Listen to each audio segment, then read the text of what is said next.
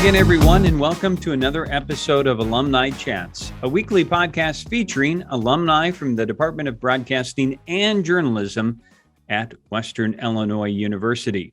My name is Buzz Hoon. I'm the interim dean of the College of Fine Arts and Communication. I'm also the host of today's podcast. I'm talking with Dan Heuser from the class of 2003. Dan, how are you? I'm good. How are you? Very good. It's been almost 20 years since you graduated. It's crazy. Yep. Yeah, it's very good. And I appreciate your wearing the Western Illinois t-shirt today. Yep. And so, Dan, why don't you tell everybody what's going on and where you are? Give us a life update. I'm currently married. I got married in 2010. I have two sons, ages 6 and 8. So that definitely keeps me busy. And then as far as job wise, I actually started my own production company a couple years ago, called Oyster Productions. And that's what I'm currently doing. I'm currently working as a freelance, videographer, editor. I do a little bit of everything. So that's, it's kind of a weird time to start it during the pandemic, but I could talk a little more about that later, but so far so good. So, yeah. Yeah, and we'll talk a little bit about all the different types of videos that you'll work on, and really, of course, the other side of that would be, Dan, of course, the importance of video and doing different types of communicating. So we'll get into a little bit about that, but I always like to kind of start at the very beginning, talk a little bit about influences on an individual. Tell us a little bit about things that you felt, whether it was family, where you grew up, friends. What do you think had the biggest influence on you growing up? Biggest influence. Well, the weird thing is I didn't really catch the broadcasting bug until much later on. Mm-hmm. Growing up, I grew up in Chicago. I had a lot of family around Chicago, a lot of extended family, and my family's always been very like picture crazy and video crazy. Like I had an uncle who he had one of the very first video cameras in like the 80s, the big huge shoulder ones with a pack that go on the side and all that. And he's constantly recording every single, Christmas and birthday and everything. So you're constantly on camera, so I think it was almost like, okay, you just get kind of sick of it after a while, could constantly open your face with the cameras. So I actually wasn't interested really in video until I got out of high school. I did in high school, I did some theater and stuff like that. And then started at College of Lake County, which is a community college, northern suburbs of Chicago. Did some theater there. But actually what really got me into broadcasting, it's interesting. I had a friend who had tickets to see the Jerry Springer show in Chicago. And he's like, oh, hey, you want to go to the Jerry Springer show to check it out? I'm like, yeah, I'm not really a fan of the show, but, it'll be something, I'll check it out. Sure, why not? Let's do it. So we go down there, and that was my really first experience seeing like a professional studio show. And I love the behind the scenes aspect. I love seeing the cameras. I like, peeking in the control room. All looks really cool back there. Just seeing how the whole production went together was like fascinating to me. So that was probably my second year at community college that I went to see that taping. And that's kind of what motivated me to go into broadcasting. I'm like, yeah, this would be really cool to do. Huh. But up until that point, I didn't really know what I wanted to do. Yeah, it was like kind of exploring. Yeah, at community college, I was taking a little bit of everything. Like I was trying out business classes. I took theater classes. I took a piano class. I took a dance class. I took all kinds of just a wide variety of things, just trying to figure out what I wanted to do. And then and ultimately decided on, I think I could do this broadcasting thing. Let's try this out. So.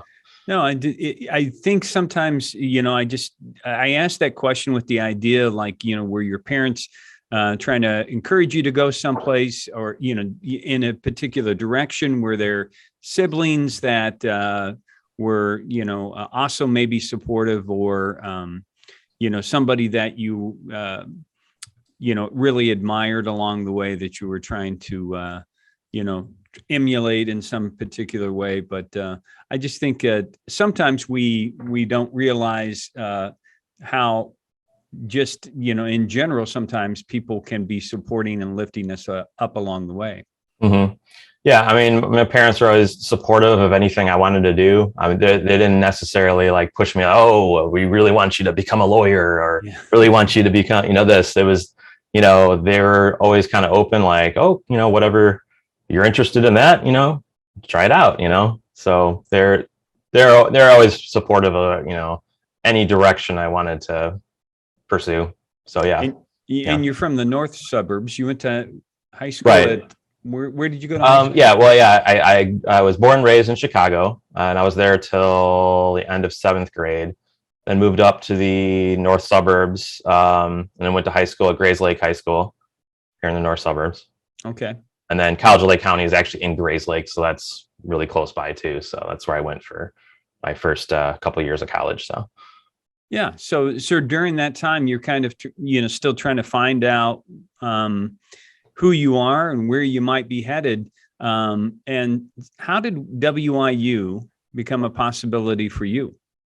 I think I just started researching schools with broadcasting programs, and Western stuck out.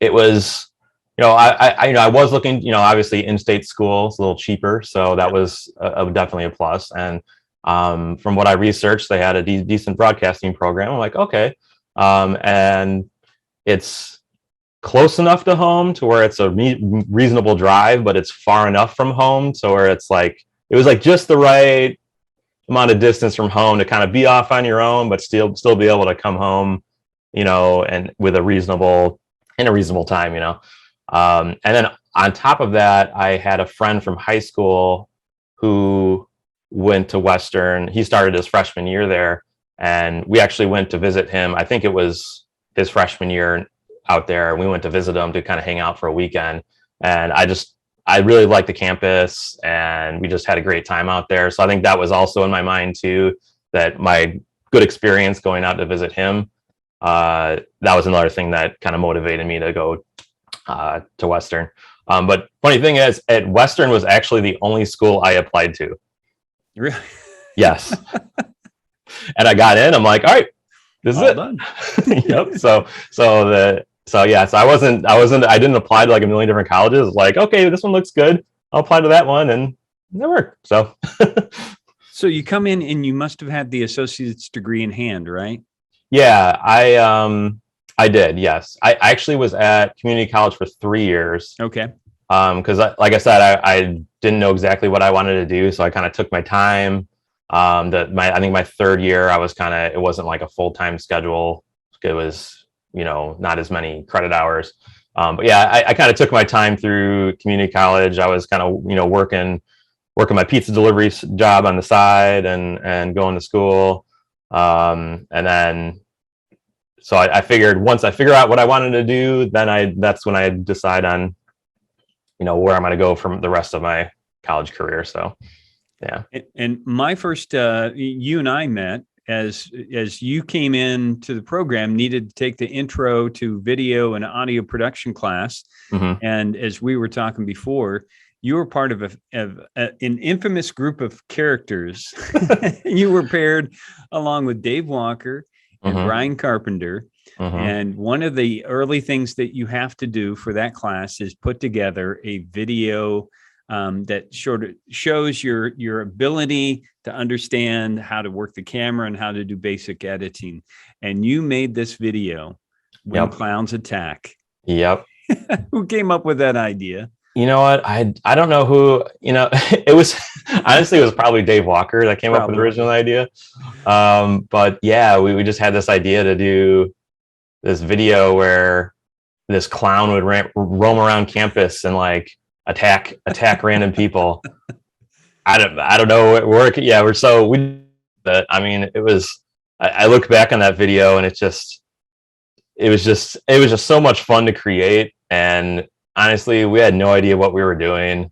The editing and the audio was bad and everything was just, but But it was fun to experiment, and that was kind of our first, like, okay, it's our creative vision. We could just kind of do whatever we want and have fun with it. And yeah, it was just a great time. It ended up being a cult classic from what I hear.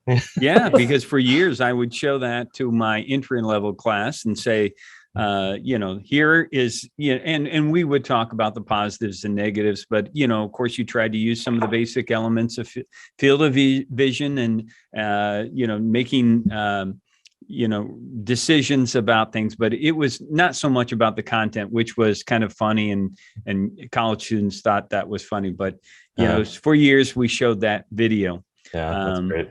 So what other early things do you remember getting involved in while you're here, Dan?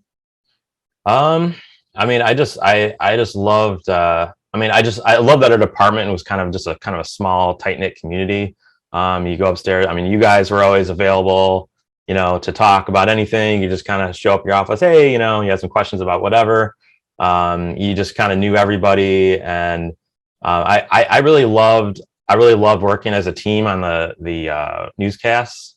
Everybody kind of putting together, okay, we got our reporters giving their stuff. We got our anchors. We got, someone doing weather, like kind of just seeing it all come together was really cool.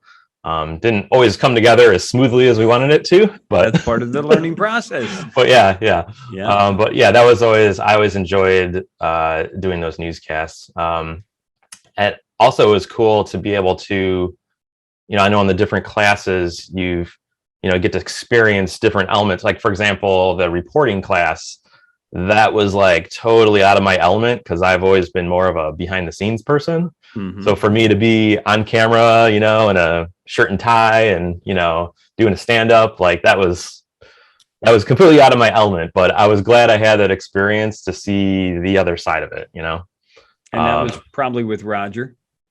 Yeah, that would have been with Roger. Exactly. Yeah. So I was just thinking this was other project we worked on. It just came to mind today. We were doing we wanted to do like a Halloween package for the newscast. So somehow we convinced this, Simpkins Hall, there's been stories that I remember that. Yeah. Ghosts and stories, some ghost stories surrounding Simpkins Hall. So somehow we convinced the college to let a couple of us in with a camera and stay there overnight with no supervision. They just open up the door and they're like, all right, we'll see you tomorrow. We'll see you in the morning. So we basically roamed around Simpkins all night with a camera trying to find ghosts.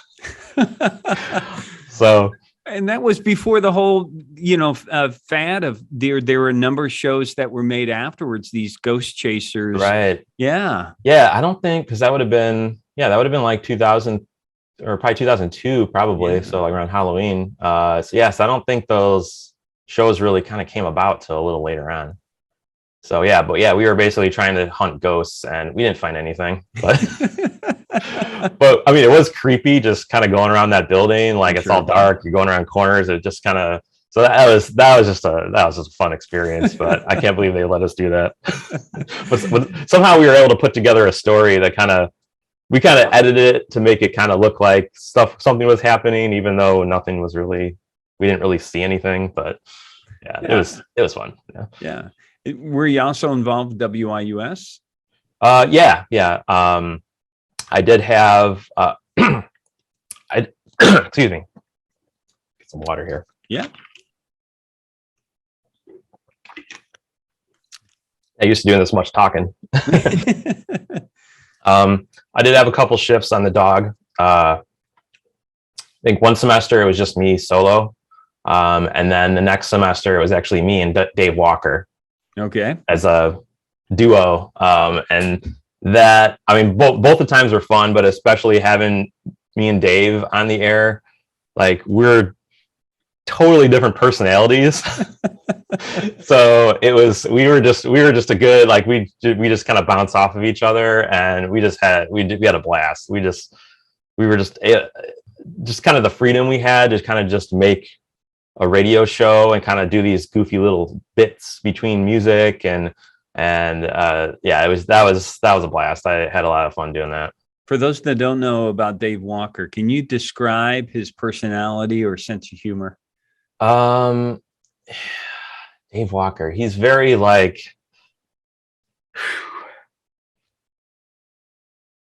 kind of just like, you know, he'll just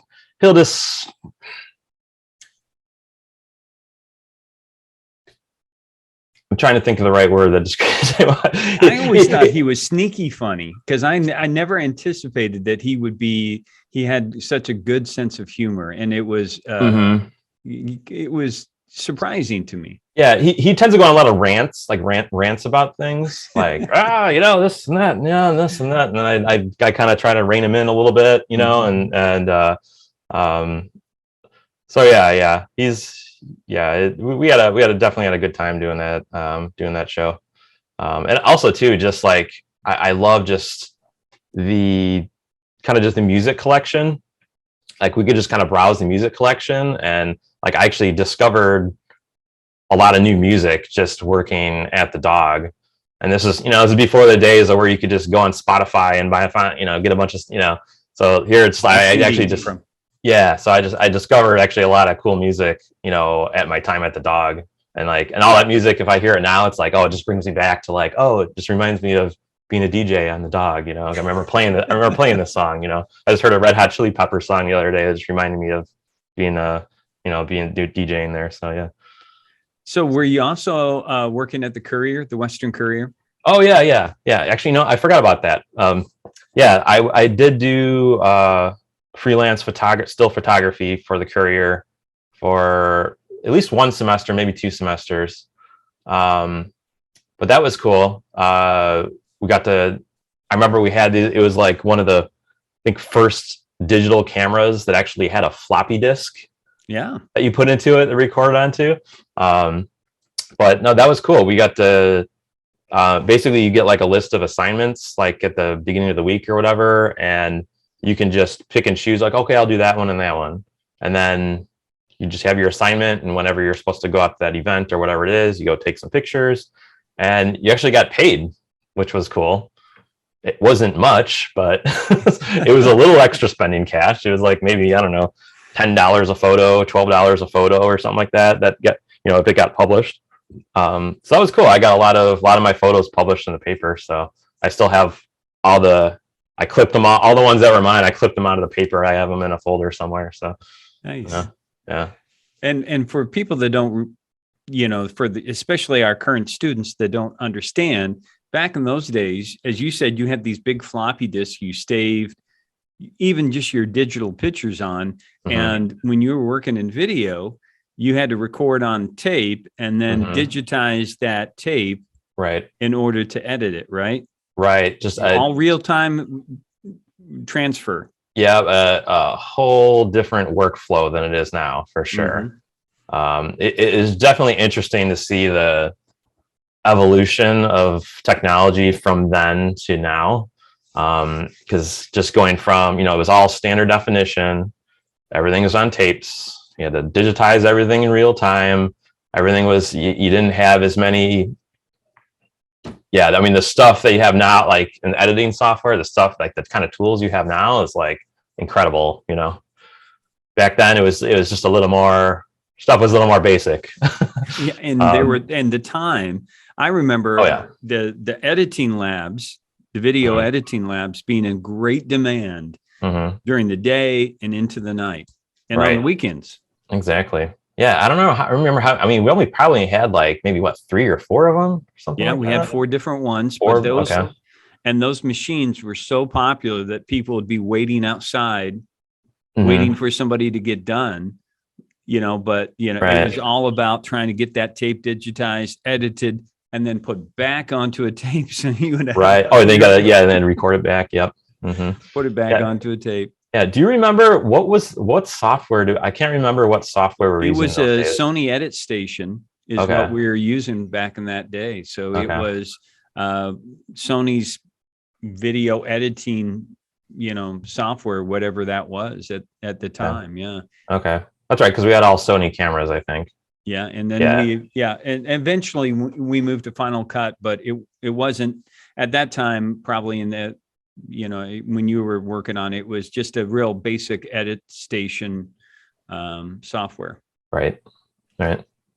So Dan, when you got done with classes and ready to move on, let's talk about your first job and how you got that and where it was.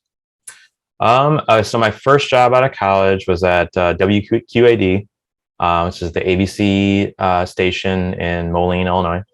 And that I think I started there September of 2003. So there's a few months where, I went back home for the summer and went back to my pizza delivery job for a little while I was applying at places, and eventually got the interview out there in September. And actually, I think at the time, Roger Sadler was working as like a reporter, or, I think in the summers out there. Summer, he'd do that. Yep. So I think he was the one that actually tipped me off about the open position, I think. So that was cool. So I ended up getting the job there and worked as a news photographer for a little less than a year out there. But that was an interesting experience. Actually, it was definitely different than working the newscast in college. It was very fast paced. There were times where I would have 15 minutes to edit a package because I had to get out to do a live shot, and I just, let's just slap it together. We got to get it done. It was just very different because in college, like we got a package to do for the newscast. You might have 2 or 3 days to work on it. It's like, okay, we'll go out and shoot it. Okay, I'll edit. Okay, I'll edit a little more tomorrow. I'll put it together, kind of, polish it up, and it'll be all nice. And but sometimes, working at QAD, it's like most of the time, you didn't have time to polish it up and make it all fancy. It's like, okay, we got the VO from the reporter. We'll just, throw our cuts down, cut. Okay, put it back on. And we were still, obviously still using tapes then too. So you have the whole digitizing and recording back to tape and all that process. So you definitely had to learn to work fast and efficient. Not just with editing, but also shooting.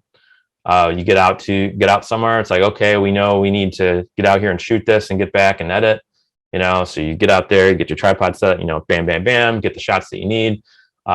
So I think that was very valuable to learn how to work fast and efficiently working that job.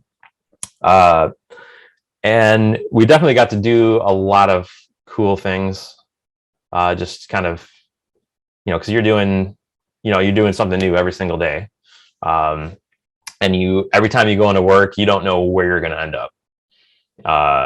So it was definitely had that kind of excitement of, okay, what are we going to work on today? But probably the thing that probably reason why, there are a few reasons why I didn't keep working there. One of the reasons was in TV news, sometimes you kind of have to have a thick skin. Yeah. And sometimes working these stories where there's one that stood out specifically for me out there.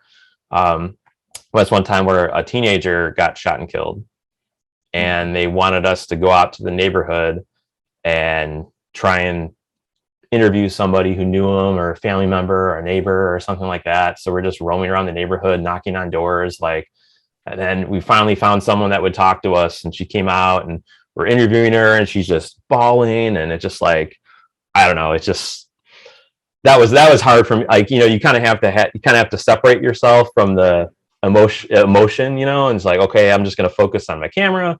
I'm going to focus. Oh, is my exposure good? Is my audio good? I'm just going to focus on that, instead of, get into, the emotions of the story. So that was always hard for me to do those kind of stories. And I never liked when, anything like that, when we had to do stuff like that. And I don't know how, because this is just Moline, that I don't know how the reporters in Chicago, for example, yeah, there's shootings all the time, and there's constantly news stories about that. Just having to do those day after day, I don't know how they do it, because it was that was a very rare occurrence in the Quad Cities. Not like that stuff happened all the time. But doing those kind of stories, I did not like doing. Granted, we got to do a lot of cool stuff, but when those days we had to do those, that was one thing. It was just like, so. I imagine that you're probably learning some different things about telling stories visually, though, along the way of how you're going to frame a shot, what kind of different types of shots you're going to get of a particular, wherever you go. I'm sure at some point in time, you're starting to put all these different things within your mind and also within your toolbox that as a visual storyteller, what you are picking up along the way. Right. Yeah, it's I'm to the point now where I can go out and I kind of edit as I shoot. I can kind of see the story, especially we do an interview, and I listen to the interview and okay, they're talking about this. Okay, I need to get a shot of that. Oh, talking about this. It'd be great to get a shot of that. So I kind of listen to the interview, and then I kind of edit it in my mind as I'm shooting it. And that's helpful too, because then, you're not you're not shooting stuff that you're not going to need. It's like, okay, well, they didn't talk about that. I know I'm not going to need that. So I might as well not even focus my time on this. I'll focus my time on this, whatever's going on over here. So that's something after, shooting for a long time, you kind of get to that where, I've had stuff where I've had the perfect amount of video to use for my package or whatever it is, and I've used like every single shot, and everything just kind of lined up perfectly. Nice. Well, that really does show development. Because you see it in somehow when you go to a location, you've already got it in your mind, and now you are just going to use your tool, your camera, to help tell that story. Right. Another thing, we did a lot of live shots at WQAD. They always wanted to be live for every newscast, whether it's even if the event happened 8 hours ago and nothing's going on in the background. It's just like an empty building or something like that. We still always had to be live in front of that building, 10 o'clock news, So the winters were really rough for that. We'd have something, it'd be 0 degrees out. Camera, okay, I got to get the live shot set up. My hand's falling off. I'm freezing, So those were, yeah. When I was in the fall or spring, okay, live shots, no problem. But in the dead of winter, some of those live shots are rough. So your next job, you went back to Chicago. That must have been an intentional decision that you wanted to get back in that area. Yeah. See, another another issue with the job at QAD was the schedule. Like my schedule was Wednesday through Sunday, and it was evening, so it was like 1 p.m. to 10:30 or whenever we were done with the newscast. So my weekends were basically Monday and Tuesday. I worked every single holiday. So Halloween, Thanksgiving, Christmas, New Year's, all, so it was rough because I liked it out there, but I didn't have any friends, didn't have any family.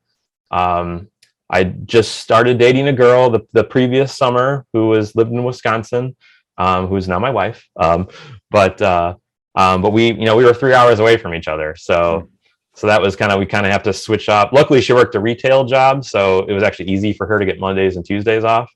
So that kind of worked out.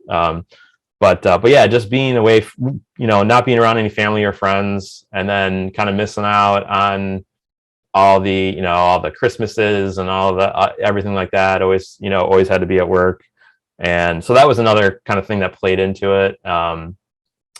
So I just decided, I'm like, so that was like May of, that would have been May of 2004. Decided to head back to Chicago area and kind of pursue other things. But I really enjoyed my experience there. I think I learned a lot. I don't regret it at all, but It just wasn't for me. I didn't see it as a long-term thing to be in TV news, but it definitely got my feet wet. So my return to Chicago, I kind of just moved back, and I didn't really have a game plan as far as a job yet. I went back to my pizza delivery job because their door was always open. Like, anytime I want to come back, and I'm like, all right, so I'll do that temporarily, while I'm looking around, and applied at a bunch of places, and found this job at Comcast, which was actually for running a public access TV studio. So I'm like, okay, that sounds interesting. So I applied for that, and they actually took quite a while to hire me. I think from the time I originally applied to the time I got hired was probably about 4 months. Took really long. So that's something, don't get discouraged, because sometimes they take a long, employers take a long time to decide on who they're going to hire. So, because I when I finally got the call back, I was like, I'd already mentally moved on. I'm like, all right, they're not, because they had brought me in for an interview and then a second interview, and then I just didn't hear anything from them for a while, and I just kind of mentally moved on. I'm like, all right, well, we'll just keep looking. That's not happening. And then all of a sudden, I get the phone call. I remember I was at Papa John's at the time delivering pizzas, and I get a phone call, and they're like, "Hey, Dan, this is we'd like to offer you the job." I'm like, I was just like so shocked. I'm like, wow, I didn't think I was going to hear from you guys. So that was pretty cool. So I was there I had a pretty long run there. It's 15 years at Comcast. I'm going to get another sip of water here. Because I'm interested that what's like to be in charge of a studio like that. What kind of things were you responsible for? It sounds more glamorous than it actually is. Public access TV. So public access is it's basically a channel provided by the cable company to the local residents that it's all non-commercial, and it's basically anybody within the community could air something on the channel as long as it's non-commercial. So my job as running the studio is a lot of different things. Scheduling community members to come in to use the studio time to record their shows. Scheduling the shows on the access channel.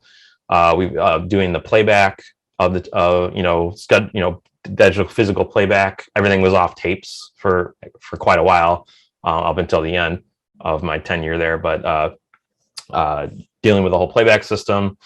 I taught classes actually, because we would periodically we teach production classes for new community members that wanted to come in and learn how to use the studio. Because that was one of the requirements. If somebody wanted to use the studio to tape a show, they would need to take the class to learn how to use it. We wouldn't just open up the door and it's just like, okay, do what you want, So they had to actually learn how to use the equipment, and then also network with other people so they would have other crew to help them out on their shows.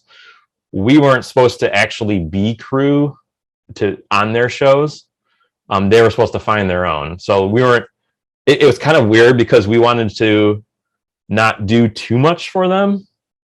Huh. So we kind of had to draw a line. It's like, okay, I'll teach you how to run a camera. I'll teach you how to, to be a director. I'll teach you how to do audio. I'll teach you how to do all this stuff. But once I teach you that, you want to do a show, it's your show, and it's your responsibility. So it was definitely interesting. So I got to do a lot of different, I was almost kind of my own boss because I kind of just ran the whole show, at the studio there. On part of my job there also, because we also have a local origination as part of Comcast, which is all the professionally produced programming. Because we had another smaller department that was kind of outside of the public access world. So I got to work on a lot of productions with them as well. Okay. So that was all, and I love doing that because then you get to kind of work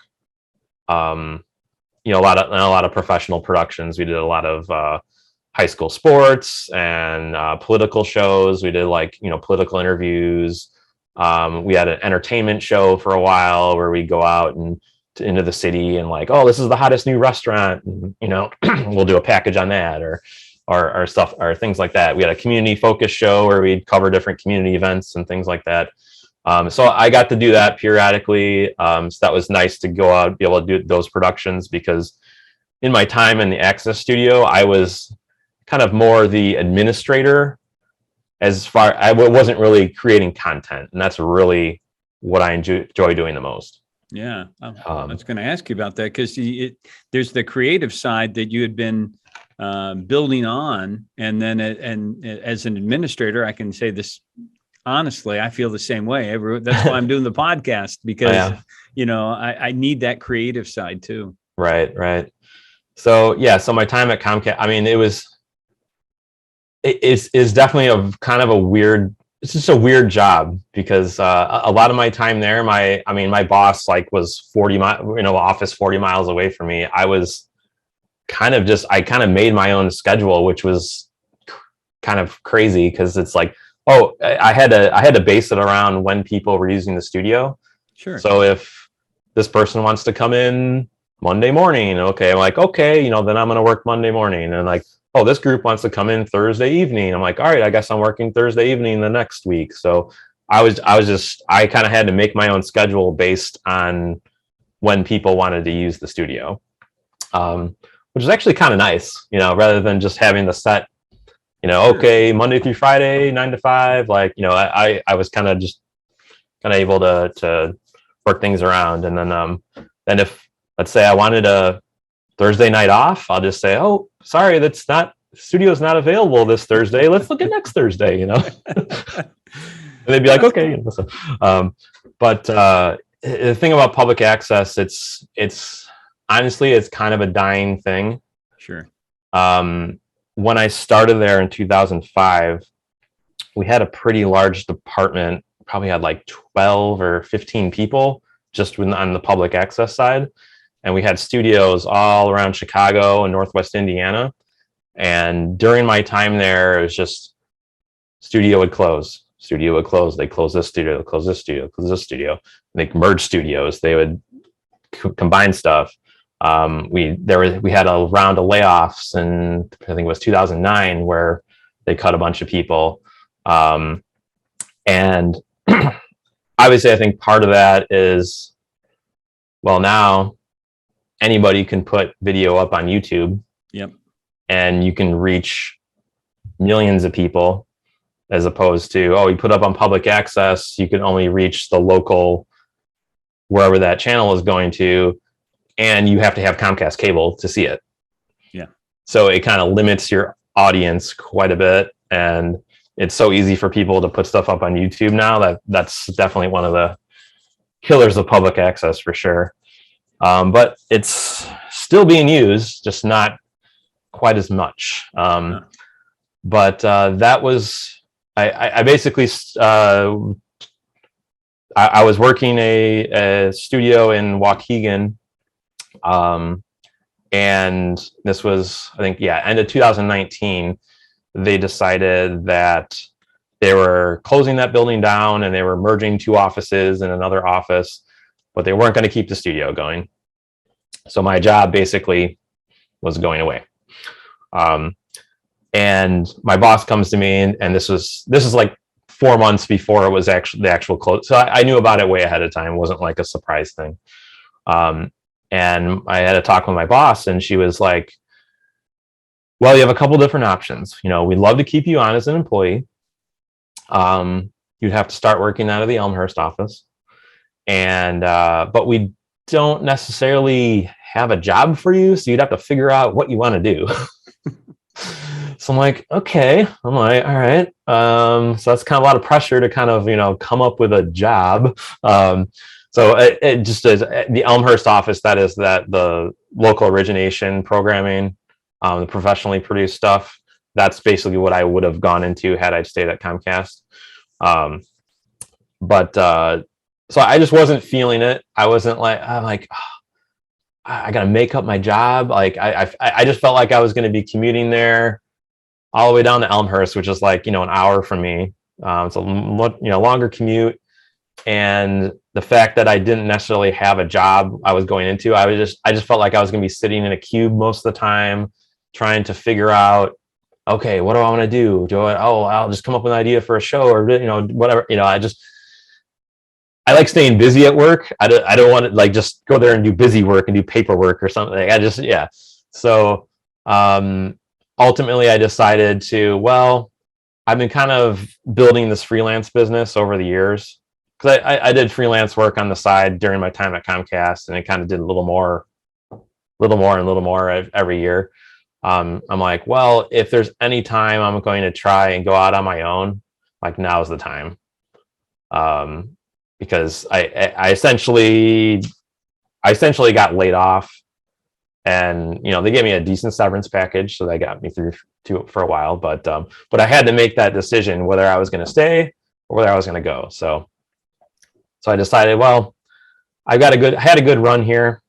I think it's time to go out and start on my own now. So that's what I decided to do. So you make Oyster Productions. Why the name? Everybody asks that. Okay. During my time at Comcast, I had a coworker call me, and he left a message, and my cell phone, it has like it'll translate voicemails to text, and it translated my name, Dan Heuser, to Dude Oyster. Okay. That makes sense. So it kind of became my nickname amongst the production circle. So then I'm like, I'm going to name my production company of that, so that's what I did. And my brother designed me a little logo, and it was good to go. So let's talk about what kind of things that you do there, all the types of videos that you work on. I do a wide variety of things. Probably my most regular thing is I do a lot of stuff for different village governments. So that's probably my most regular, month-to-month gigs. So doing their city council meetings and stuff like that. It's not the most glamorous, exciting work, but it's very consistent.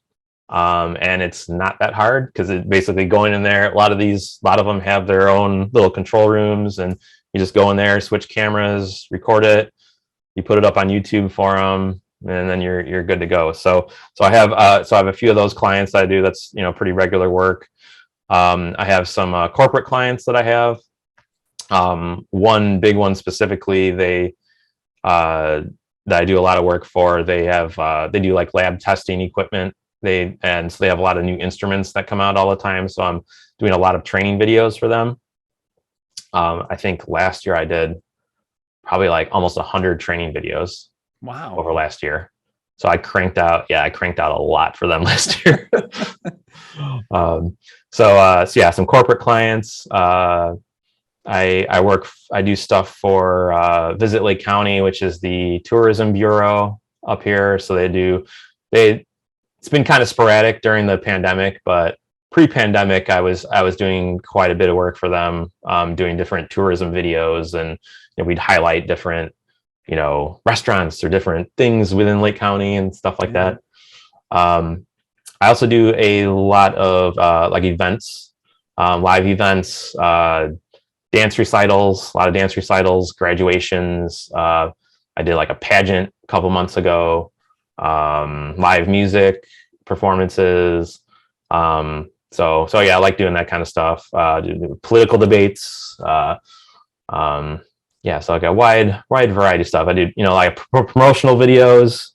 I did a couple promotional videos for this one local company.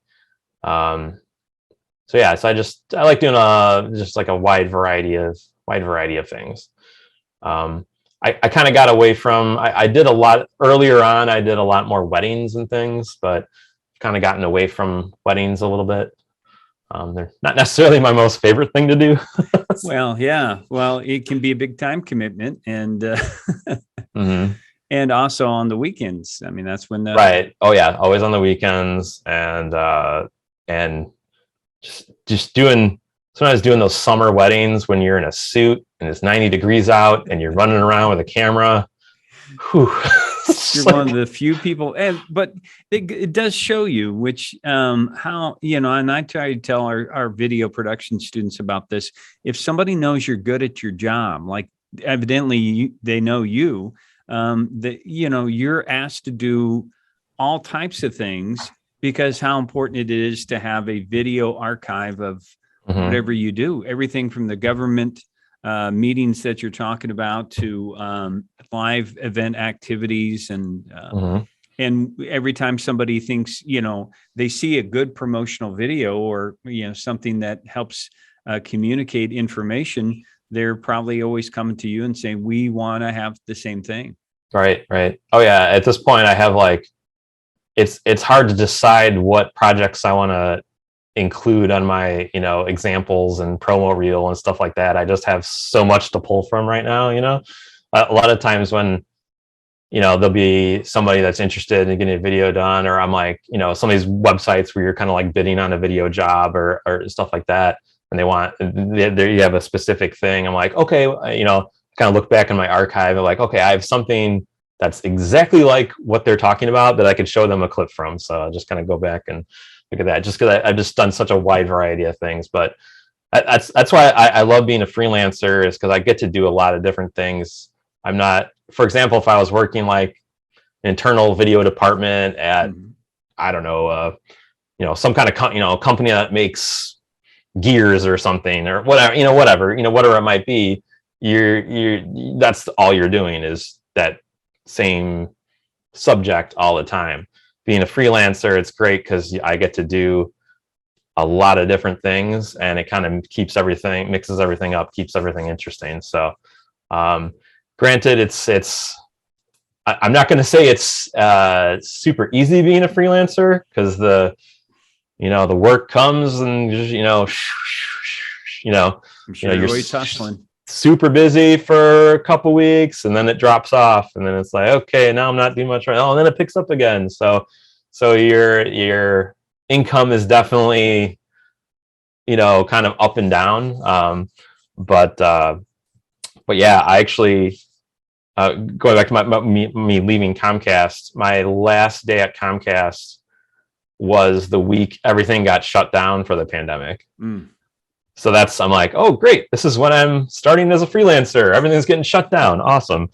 Because I had dance recitals booked. I had graduations booked, in May and stuff, and all that stuff got canceled. So luckily I had that severance that got me through a little bit into that summer. So that was very helpful until stuff kind of opened up a little bit. So yeah, it's been, so basically my whole time as a full-time freelancer has been during the pandemic. So that's been weird. Yeah. But I did decent last year. It's last year, 2021 was my first full year as a freelancer. So I was happy with what I did last year. I have some room to grow for sure. But I was able to, make a living and support my family. So that's good. Yeah. And you get to spend some time with your growing sons, right? Oh, right. Yep. So yeah, I've especially, because anytime I'm doing editing, I'm doing it in my office here at home. So I'm able to be at home a lot more, working out of the house. Because before I was just like, I'd be at Comcast, and then when I was doing freelance shoots, be at Comcast and go straight to a freelance shoot, and then I wouldn't be home for, super long time. But now it's like, yeah, I'm definitely around the house more and able to hang out with the kids more and see them and everything. So yeah. Well, I think that's awesome though, Dan. I think that, I'm very happy to have spent this time talking about all the things that have happened since the almost 20 years that you've been here. And I'm very happy that you're doing well. Well, thank you. Thanks. And thanks for being on the show. No problem. One last thing before we always like to say, what kind of recommendations do you have? Because I know there are young people just like you that are in our program. They're interested in video production, have no desire to be that in front of the camera person. So what kind of advice do you have for that person? One thing I would suggest, just learn everything you can, and learn stuff that don't just kind of pigeonhole like, oh, I just want to be a camera operator. I just want to do this. I just want to do that. Learn all the aspects of video production, kind of get out of your comfort zone, learn everything. Cause I think that will make you a more valuable employee, when you get out there in the work world. I think that's honestly, I think that's one of the reasons why I survived one of the rounds of layoffs at Comcast, is because I had, instead of just, oh, I'm just going to do my public access studio and not do anything else. No, I worked on these other productions. They wanted me to, I'm going to shadow the director on one of the shows, so I know how to work the video switch and everything like that. It actually came in very handy because one time the director was out sick and I just jumped in. I'm like, okay, guess I'm director today. So just learning all the different aspects. The more knowledge of different things the more valuable you'll be to an employer. And also connections are very important too. Just make as many connections as you can. It's probably even more so important for someone who's a freelancer like me. Just not putting all your eggs in one basket. Like, oh, I got this one big client and that's all I need. No, like, do network as much as you can, because you never know when you might you get laid off and you need oh, now I need new opportunities. You can reach out to people in the business or things like that. So definitely don't burn any bridges. Just network and just keep on people's good side, and just and yeah. So that's my couple of recommendations there for yeah. That's good advice. And we certainly wish you the best as you continue. And I know you've got a bright future ahead of you there, Dan. Oh, thank you. You're still a young man. Oh, thanks. All right. Hopefully I make it out to Western at some point. Absolutely. I haven't been out there in a little while. And the family. Yeah, definitely. And thanks to all of our weekly viewers out there. If you're interested in being a guest on the podcast or want to recommend someone, just send me an email. We want to hear from our alums, and we hope that you continue to watch and listen to the podcast. Really appreciate everyone's support. So until next week, stay safe, take care, and God bless.